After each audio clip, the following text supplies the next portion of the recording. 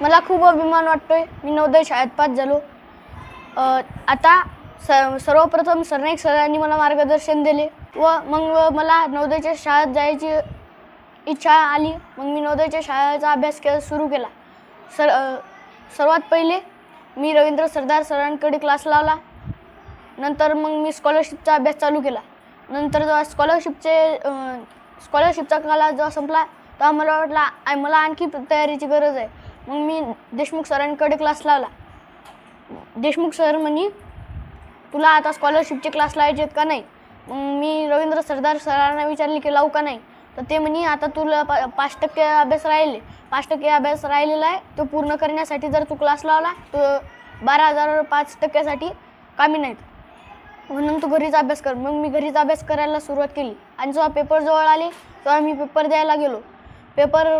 Paper संपल्यानंतर मला वाटलं पेपर सोपा होता. आणि मग जेव्हा मी पेपरला जाऊ लागलो तेव्हा वाटलं अवघड असेल. पण पेपर दिला तेव्हा वाटलं सोपंच. मग मी शाळेत आलो. शाळेत पेपर दिले. मग नवोदयचा रिझल्ट आला. मग रवींद्र सरदार सरांनी मग आपला रिझल्ट सांगितला. रिझल्ट खूप छान आला होता. मी जिल्ह्यातून पहिला आलो. त्यामुळे मला खूप अभिमान वाटत आहे.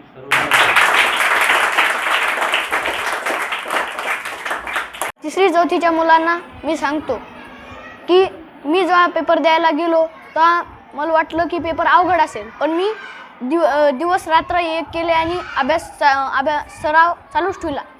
मग सराव झाल्यानंतर मी इतर पेपर दिले जसे की केशवनगर, पळशी. माझे मित्र पण गेले होते पळशीलाच.